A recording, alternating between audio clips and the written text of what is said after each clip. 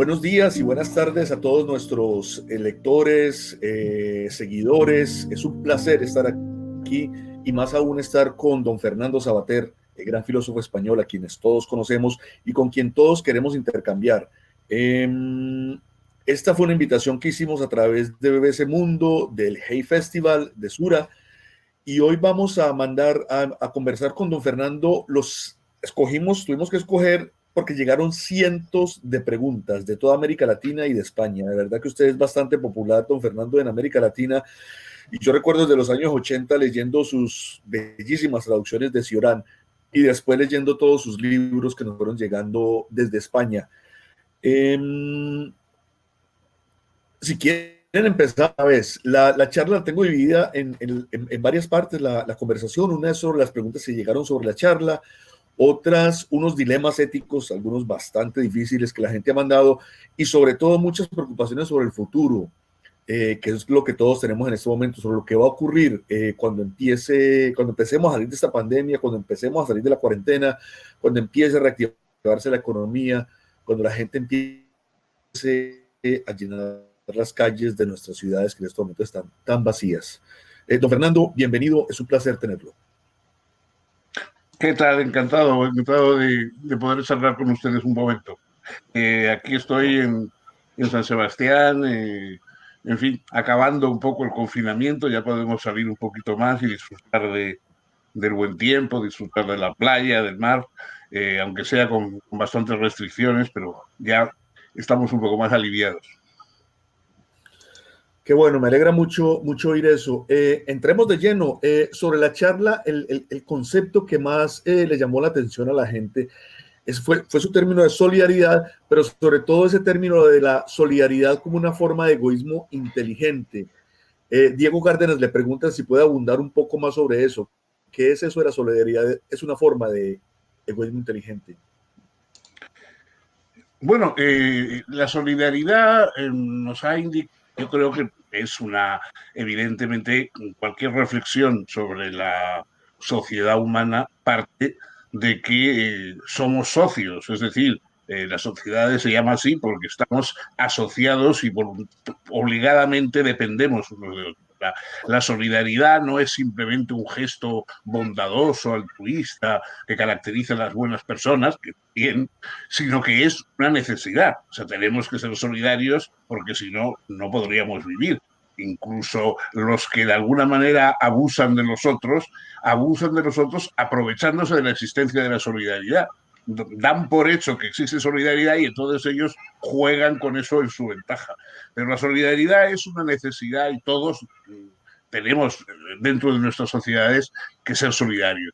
Pero en situaciones como la del coronavirus, como la cuarentena, con el riesgo de la enfermedad, la amenaza permanente de la enfermedad, claro, la solidaridad se ha notado más, sobre todo pues, en aquellas personas que tenían que arriesgarse para poder seguir haciendo sus trabajos, sus deberes, atendiendo, curando, alimentando a los otros, ¿no? Entonces ahí hemos visto, yo creo que cualquier pequeña reflexión que hagamos, nos damos cuenta hasta qué punto es importante esa gente a cuyo lado pasamos otras veces sin darle mayor importancia, hasta qué punto todas esas tareas son imprescindibles. En cuanto faltaba uno, en cuanto faltaba alguien de los que nos daban, nos proporcionaban pues cultura o alimento o medicina o incluso juguetes o algo lúdico, etcétera. En cuanto ha faltado uno o dos de esos que nos atendían, hemos inmediatamente empezado a echar de menos esa red de solidaridades que forma la sociedad en que vivimos. Sí, Leticia Fonseca nos pregunta cómo encaja la envidia en la premisa de la solidaridad es un egoísmo inteligente. La envidia es digamos, parte precisamente del sentimiento que tenemos de igualdad con los otros seres humanos. Es decir, es tan natural el considerarnos semejantes a nosotros que por eso tenemos envidia. Nadie envidia a un tigre su agilidad, porque damos por hecho que los tigres son tigres y nosotros somos otra cosa. Pero en cambio, envidiamos cualidades o posesiones de los otros porque nos parece que podrían ser nuestras también. Entonces, la envidia es un mecanismo que a veces estropea la vida de las personas. Hay gente que vive más preocupada de envidiar que de disfrutar, ¿no? Y eso pues es muy mala cosa. Pero por otra parte, la envidia es la cualidad, el vicio, si se quiere, más democrático que hay. Gracias a la envidia funciona la democracia. Es decir, los muy poderosos, los muy ricos, los que se aprovechan de todo, etcétera, en gran medida están siempre sujetos a la envidia y por lo tanto la envidia inventa mecanismos de control. En la primera democracia, en Grecia, había incluso una pena, digamos, social, que era el ostracismo, con la cual se expulsaba o se mandaba al exilio a la gente que era demasiado destacada, demasiado guapos, demasiado brillantes, etcétera. Por ejemplo, Alcibíades se le hizo en su época. De modo que la envidia es un mecanismo de igualación democrática. Gracias a la envidia sospechamos de aquellos a los que les va demasiado bien y no sabemos por qué les va tan bien. Y gracias a eso se inventan mecanismos de control en la sociedad. Los mecanismos de control social en buena medida nacen de una forma purificada de la envidia. O sea, la envidia también tiene su lado bueno. Sí. Pues mire, me está haciendo usted repensar el tema de la envidia. Desde Uruguay, Conrado Bonilla, quien me ha dicho es un gran admirador suyo, dice: estimado profesor, como admirador de su pensamiento filosófico, me llamó la atención que ante la pandemia usted apelara a la solidaridad, que nunca es muy duradera y suele acabar en palabra hueca. Me suena como aquello de amados los unos a los otros, o somos todos hermanos, o el altruismo nos salvará. ¿No será más útil apelar a la razón, ya que usted también apeló a su hija, la ciencia? Bueno, es que la solidaridad viene de la razón, como acabo de explicar. Es decir, uno no es solidario simplemente porque sea una persona de un corazón tan blando y tan expansivo que quiera juntarse con los demás. Es que no tiene más remedio que juntarse con los demás. O sea, ser solidario es ser racional. Las personas que se oponen a los demás, que viven haciendo daño a los otros, etcétera, en el fondo están jugando con su propia seguridad. Es decir, las personas que ayudan, las personas que ya se apoyan a los otros, las personas que apoyan las medidas colectivas son más prudentes y más racionales que nosotros. La mayoría de los tiranos son irracionales, es decir, les va bien en una época, pero probablemente les podría haber ido mucho mejor siendo personas decentes, ¿no? De modo que la solidaridad no es un sentimiento, es una derivación de la razón y de la solidaridad surgen una serie de instituciones. Las instituciones son como las racionalizaciones de esas virtudes que consideramos imprescindibles y por eso se crean pues, instituciones que ayudan a las personas. O sea, pero nos ayudamos unos a otros no por bondad, sino por necesidad, ¿no? Un pensador bastante pesimista y nada dado a las palabras huecas, como era Arthur Schopenhauer. Schopenhauer decía que el modelo de la solidaridad humana es de los puercoespines en invierno. Los puercoespines, cuando llega el invierno y hace mucho frío, se ajuntan unos a otros para darse calor. Como tienen unas enormes púas en el lomo, no pueden acercarse demasiado porque si se acercan mucho se pinchan con las púas, se hacen sangrar y eso es peor todavía el remedio que las ponen. Entonces los puercoespines se pasan el invierno buscando el punto en el que uno puede acercarse a los otros para recibir calor, pero no excesivamente para que no le pinchen. Bueno, decía Schopenhauer, eso es la sociedad humana. La sociedad humana necesitamos a nosotros y nos acercamos y nos arrimamos a nosotros, pero muchas veces eso da lugar pues por envidia o por interés. O sea, la palabra interés viene del latín que significa interesse, lo que está en medio de nosotros. Los intereses nos unen y nos separan a la vez. Lo que está entre nosotros nos une porque gracias a eso las sociedades dan bienes necesarios para toda la gente, pero por otra parte a veces esos bienes son para uno y no para otro, y todo eso se nos separa. Bueno, esos mecanismos de acercamiento y alejamiento forman parte de la sociedad, y eso es lo que la razón tiene que estudiar. Sí, la pregunta de Conrado de Uruguay nos entra al tema de la ciencia, que es otro que usted toca en su charla, el elogio de la ciencia. David Ramiro Cortés nos pregunta, según entiendo, la ciencia nos salvará, sin embargo, ¿no es hoy la ciencia una sirvienta, entre comillas, de la política y de gobiernos poderosos? No, la ciencia es un instrumento humano. Los instrumentos se pueden utilizar bien o mal. Es decir, una pala puede servir para hacer surcos en la tierra donde vamos a sembrar, enterrar a un muerto, para pegarle un trastazo en la cabeza a un vecino, etcétera. La pala es lo que es y sirve y se utiliza bien o mal de acuerdo con quien la maneje. Y con la ciencia es lo mismo. La ciencia es un instrumento imprescindible, absolutamente necesario. Toda nuestra vida, desde las cosas más sencillas hasta las cosas más sofisticadas, por supuesto, esta misma conversación y el instrumento que nos permite tenerla en este momento, todo esto deriva de la ciencia. Lo que pasa es que esta ciencia que nos permite comunicarnos, que nos permite ayudar a los demás y que un día descubrirá la vacuna, esa que necesitamos para luchar contra el coronavirus, etcétera, esa misma ciencia también es la que inventa los misiles y la que inventa las armas y la que inventa las cosas que pueden destruir a la humanidad. De modo que es un instrumento extraordinario de una potencia inmensa y, por lo tanto, como todas las cosas potentes, hay que saber controlarla. Sí, Laura Sierra nos dice que de muy pequeña leyó, a los 12 o 13 años, leyó su libro Ética para Amador, y que por primera vez en su vida recuerda haber entendido que no es dónde y cómo nacemos lo que nos determina como seres humanos, sino lo que hacemos. Entre otras cosas, Amador ya debe estar, esta mañana estaba echando cuentas pasado de los 40 años, ¿no? Increíble pensar eso. Sigue Laura y dice, ¿qué considera usted el mayor aporte individual que puede hacer cada uno para hacer este mundo un buen lugar luego de esta pandemia? Bueno, primero, efectivamente, Amador ya tiene 45 años, de modo que ya, ya no es el niño, no es el niño para el que yo más o menos escribí aquel libro, sino que al contrario, ahora podría y suele darme lecciones a mí.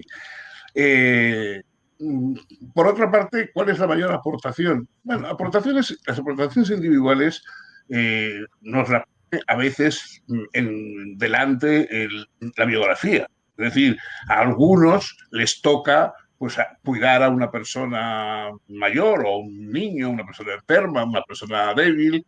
A otros les intentar luchar para defender un territorio, un país o salvarnos de los que lo amenazan. En fin, a veces lo que una persona puede aportar a los demás viene dictado por las circunstancias. En circunstancias diferentes pues se pueden o hay que hacer cosas distintas.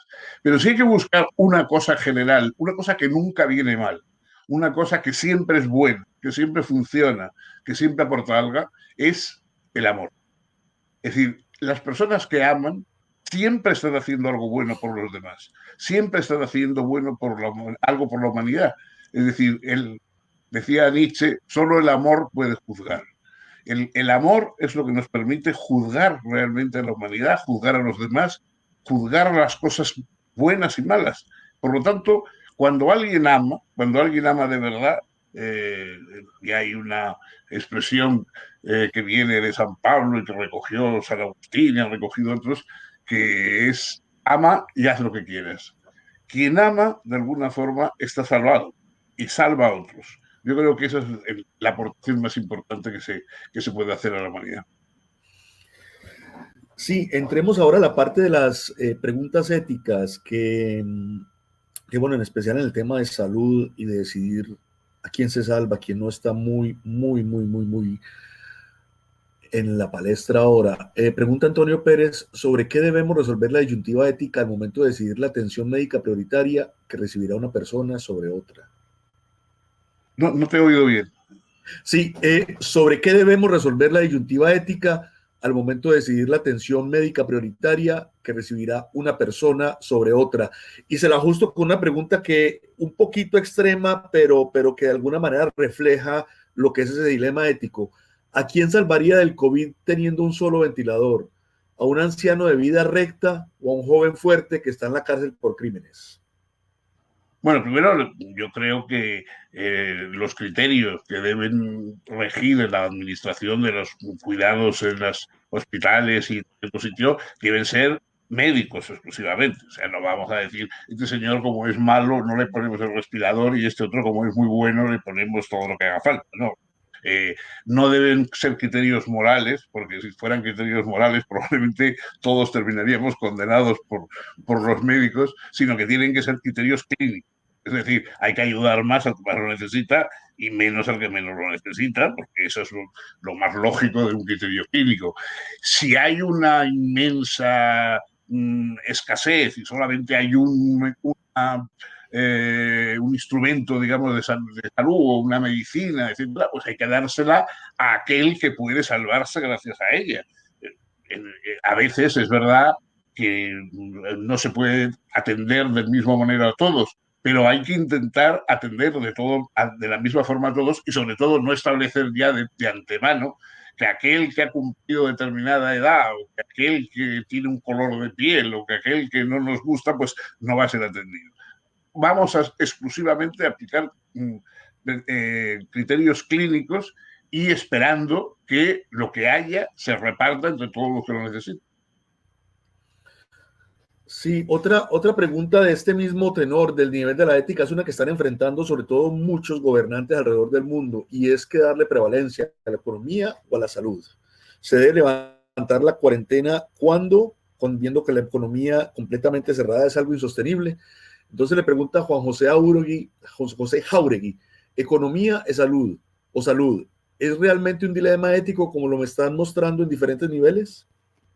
No, primero, eso no sería en todo caso más que un dilema ético, sería un dilema político, ¿no? De economía y salud. Pero no es que es un falso dilema. Es un falso dilema porque la salud es importante, pero la economía, es decir, el desarrollo, el conseguir bienes, el producir riqueza, etcétera, también es necesario. No hay nada peor para la salud que no tener para comer. Los que no tienen para comer tienen mucho más problemas que los que tienen coronavirus. Por lo tanto, si la economía condena al hambre, a la miseria, etcétera, a gran parte de la población, estamos realmente equivocándonos, porque por salvar la salud de unos estamos condenando otros mecanismos de salud de los demás. De modo que esa posición no hay que hacerla. Hay que, por supuesto, proteger la salud de las personas, pero también saber que la economía, la productividad, el trabajo, la relación humana, digamos, de laboral, etcétera, es imprescindible para asegurar la salud. Porque las personas que no pueden comer, que no pueden vestir a sus hijos, que no pueden cubrirse cuando llega una tormenta de invierno, etcétera, esas personas van a tener también muy mala salud, aunque no tengan coronavirus. Sí, entramos aquí a la tercera parte de esta conversación y es las preguntas sobre el futuro. Fue quizás la parte donde más preguntas nos llegaron y inquietudes de la gente de toda América Latina y de España. Todo el mundo dice, después de esta pandemia, después de esta cuarentena, el mundo no va a ser el mismo. Nadie realmente sabe qué mundo va a ser. Una de las preguntas es, ¿hasta dónde es verdad que la pandemia del COVID-19 puede cambiar el comportamiento de los ciudadanos respecto al cuidado del planeta? ¿Es posible que se Bueno, cambie? vamos, primero no, el cuidado del planeta a mí me interesa mucho menos que el cuidado de los ciudadanos. O sea, el problema que tenemos en este momento es que tenemos un virus que forma parte del planeta, pero que afecta a los seres humanos y por eso nos preocupa. O sea, no vamos a pensar que al planeta hay que cuidarle como si fuera más importante que los seres humanos. En el planeta mismo están muchos de los males que nos afectan a los seres humanos. Por lo tanto, si hay que cuidar el planeta es porque nos conviene porque no tenemos otro de recambio, pero tampoco hasta el punto de respetar aquellas cosas que nos pueden hacer daño a nosotros. Entonces, lo que digamos en este momento hay que combatir es el virus. Ese virus, como ha habido que combatir otros a lo largo del tiempo. Los seres humanos estamos sujetos a plagas, a enfermedades. Probablemente las primeras plagas humanas, según dicen los que entienden de eso, Janet Diamond y gente así, dicen que todas vinieron de animales.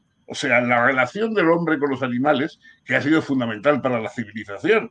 El domesticar animales, el utilizarlos como el caballo para el transporte, para el viaje, etcétera, etcétera. Todo el trato con los animales, que ha sido la base de la civilización, pues eso probablemente también ha sido la base de las plagas.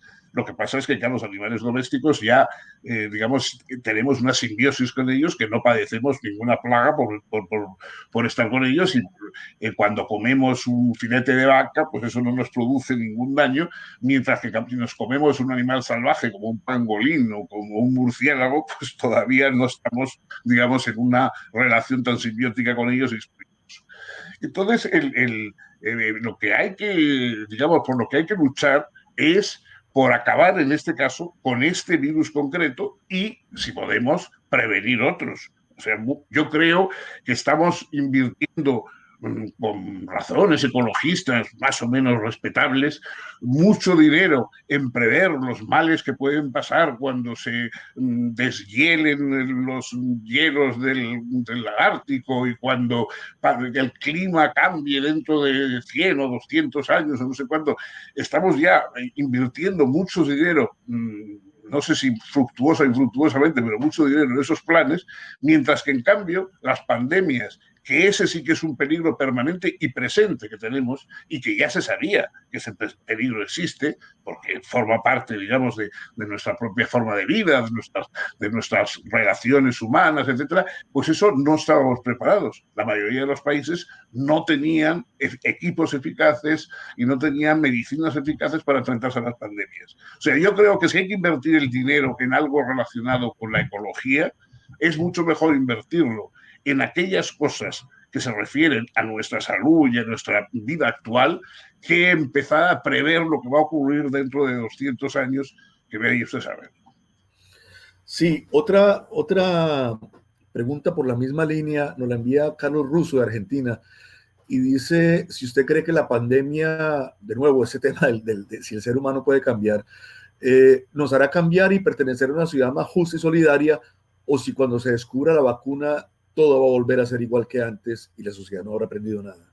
Yo no solamente espero, sino que deseo que una vez que se encuentre la vacuna y la curación del virus, pueda hacer las cosas como antes. O sea, los seres humanos llevan pasando guerras y plagas y mortandades y también descubrimientos estupendos durante toda su historia. Los seres humanos somos lo que somos, tenemos unas partes buenas, unas partes malas, y a mí me parece muy bien que sea así. O sea, no tengo ningún interés en cambiar los seres humanos y sobre todo no tengo interés en que todos los seres humanos tengamos que parecernos a lo que quieren 4 o 5 predicadores que dicen que el hombre debe ser así o debe ser asado. Dejemos a la gente que sea como mejor pueda ser, racionalmente, educadamente, pero sobre todo lo que no puede ser es que seamos compatibles con un virus que nos mata. Entonces lo que hay que hacer es acabar con el virus y después libertad para cada cual sea como le dé la gana, o sea, como debía haber ahora. Sí, entrando en una pregunta política, Adriana de Cuba y Carlos Humberto Cardona le preguntan si cree que esta pandemia tendrá como resultado un retroceso en la integración de los países y un retorno al pensamiento nacionalista. Si, pregunta Carlos, se volcará nuevamente hacia los estados nacionales cerrados el mundo. Bueno, es verdad que esta pandemia es probable que refuerce los límites estatales, porque claro, estamos viendo que los seres humanos, cuando pedimos algo, se lo pedimos al Estado que es, digamos, el que administra nuestra vida en común. Es decir, no pedimos cosas a la humanidad, pedimos cosas a la administración, pedimos cosas al Estado. Entonces es probable que muchas personas se den cuenta de la importancia que tiene el funcionamiento de un Estado y que un Estado no debe ser ni un elemento ideológico ni una simple forma digamos, de agresión a otros, etcétera, sino que el Estado es el gran sistema de protección de unos a otros que tenemos en el mundo. Entonces es muy probable que las fronteras, el hecho de temer el contagio, etcétera, refuerce, al menos en un primer momento. Yo creo que nuestro mundo está tan basado en la intercomunicación y en los viajes cada vez más fáciles y el propio mecanismo de Internet, etcétera, que es muy difícil que vayamos a vivir cada vez más centrados en nosotros mismos. Pero ahora, en una época transitoria, es probable que las fronteras vuelvan a ponerse de moda, porque estamos viendo para qué sirven. Las fronteras sirven al menos para que no entre lo que no queremos. No queremos puede ser mercancías prohibidas, y entre las mercancías prohibidas puede estar el virus. De modo que ahora estamos enterándonos de para qué sirven las fronteras, y eso evidentemente, al menos transitoriamente, servirá para reforzarlas.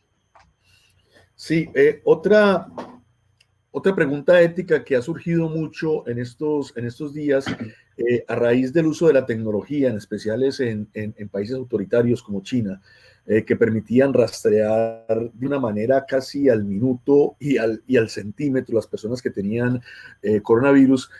Pregunta Rosario Ávila Godoy, ¿es el rastreo digital de personas contagiadas un artificio para intimidar o realmente una herramienta de bioseguridad adecuada?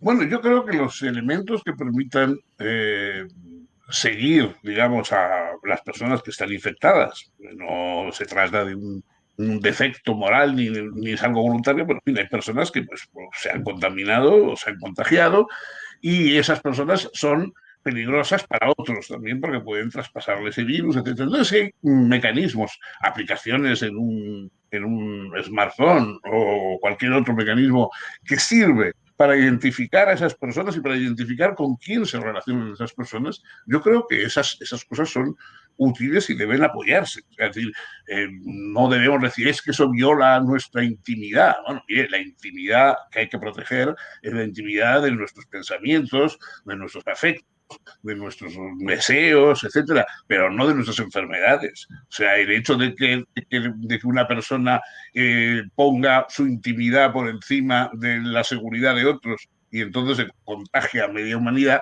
pues no me parece adecuado. Entonces, yo creo que hay límites también sociales a cosas como la intimidad y el derecho a la propia secreto, digamos, del interior de cada uno de nosotros. Y eso es las posibilidades de infección que tenemos para los demás.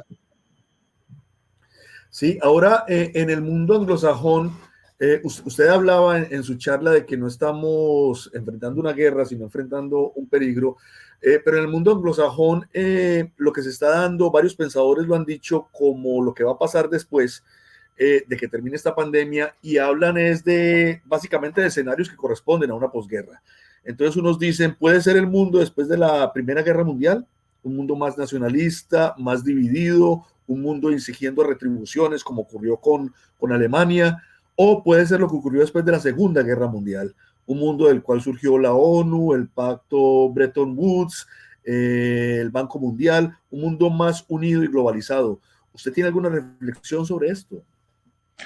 Bueno, yo reconozco que como adivino la bola de cristal la tengo muy empañada. Pues, me pasa como a los demás, que no sé cuál es el futuro que va a haber, y eso es característico. O sea, hace 6 meses ninguno de nosotros sabía que íbamos a estar padeciendo un virus, confinados, etcétera. Entonces es completamente ridículo el hecho de ahora empezar a decir cómo va a ser el futuro si hace 4 meses no sabíamos precisamente lo que nos esperaba, que era el virus nos iba a poner a todos en casa encerrados, ¿no?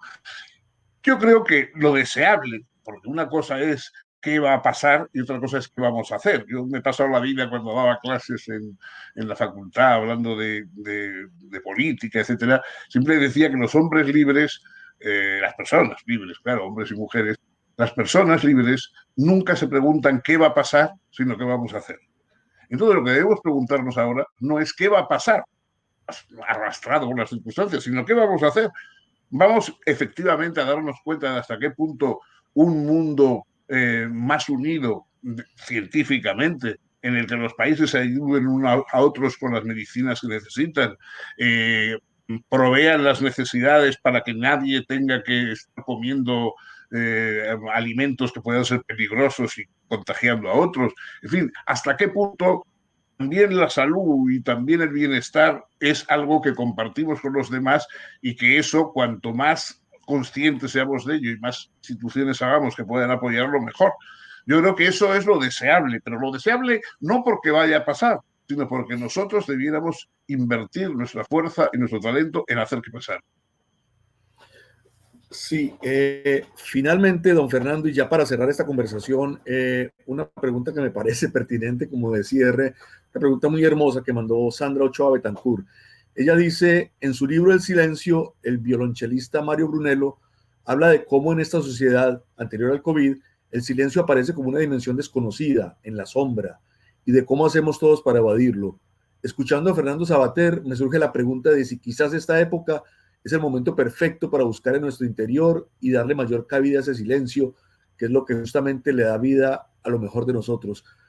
¿Cómo vive Sabater su silencio? Pregunta Sandro Ochoa Betancourt. Yo, la verdad es que primero me gusta el silencio, pero me gusta más la conversación con los demás. Yo puesto por la palabra, no por los silencios. No soy una de esas personas que dicen que hay que sea meditar sin hacer ningún ruido, etcétera. No, yo medito cuando estoy hablando con alguien, esta misma conversación y las preguntas que me hacen despiertan pensamientos y despiertan cosas que yo quiero. Entonces, el silencio, como tal silencio, lo tengo como obligación. Si estoy solo, y desgraciadamente lo estoy la mayor parte del tiempo en mi casa, no puedo hablar con nadie más que por medio de algún smartphone, etcétera, etcétera. Pero tampoco tengo una obsesión por el silencio. Es verdad que el silencio viene muy bien si uno va a oír a un músico, pero claro, si hacemos silencio para oír mejor a un músico, digamos que es un silencio con trampa. No es el silencio del que no se oye nada y que nos quedamos solos sin oír ni palabras ni sonidos, sino que es el silencio del cual brota la música. Y por supuesto la música es el mejor alimento del silencio. Bueno, y con esta invitación de don Fernando a conversar y a pensar conversando, damos por terminada esta conversación gracias a la tecnología y la ciencia entre San Sebastián y Londres. Don Fernando, muchísimas gracias y es un placer haber conversado con usted. Gracias a todos vosotros, a ti por supuesto y a todos los que nos han escuchado y cuidaros todos mucho para que podamos seguir conversando mucho tiempo más.